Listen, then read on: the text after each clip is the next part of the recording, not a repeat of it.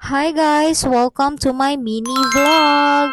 So for today's video is mao ni ang mga kaganapan nato sa atong Holy Week vacation, no? So nangadto lang mi diri sa makilala North Cotabato day para mag-spend sa among Holy Week. Actually, gadako ra gyud ang tiyan sa inyong buranda, charis. Bitaw wala na ko ka video atong pagpangabot namo diri kay pinaabtik ra jud ang tanan kay wala man jud may plano mga adto unta diri kay grabe ka mahal sa gasolina bayards. Pero nangibabaw man ang pagkalaagan sa inyong burandat day hala na ngadto jud mi diri og makilana ni biyahe og pinaabtik. So kani is Saturday day. Mauna ni ang mga kaganapan day nga imbis mo pay pag-abot na mo atong Friday pagka Saturday day nag-declare nga manguli day.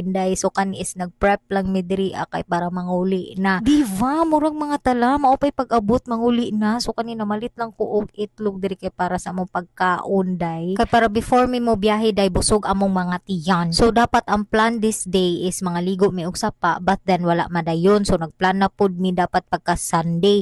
So ang nahitabo is nanguli. Diva, grabe kaayo ang mga real quick decision aning panahona day. Pero at least naka-relax ta gamay day no kay lahi ra gyud ang nature day. Ug ako madato ko day dili ko ninyo makit-an diri sa syudad na ako sa bukid. Mao na ni among routine day basta naaga ni long holiday or long weekend or missing Saturday Sunday lang unya makahuna mig adto diri sa makilala day mo sirit gud mi og dagan diri mo adto jud mi diri day pero karon na minus-minusan na gyud kay tungod grabe ka mahal sa gasolina day grabe di na makaya. So going back nagluto lang ko dira og kwitsaw og itlog day kay para nga mabusog lagi mi while biyahe busog among mga tiyan. So kanina time day is nagprep lang mi para manguli na gyud day nag-check lang mi sa mga portahan og nalock na ba kay final na gyud ang decision day manguli na gyud ura-urada ang mga burandat. Kay medyo dugay-dugay pud baya ang biyahe day no mga 1 hour to 2 hours kapin pud baya ang biyahe unya chill ride ra baya kay mi day dili ba mi molapas og 100 amon dagan. And every time nga magbiyahe mi day dili jud mi kalimot nga magampo before mi nga mulakaw kay para i-safe mi sa kadalanan day unya kay nasugatan na mo ang uncle ni LJ na nanghid na lang pud mi nga mouli na mi. Ug sa among pagbiyahe nang hapit mi diri sa gasolinahan ug tan-awan ninyo unsa ka barato ang atong gasolina mao nang dili jud perfect maglaroy-laroy karon.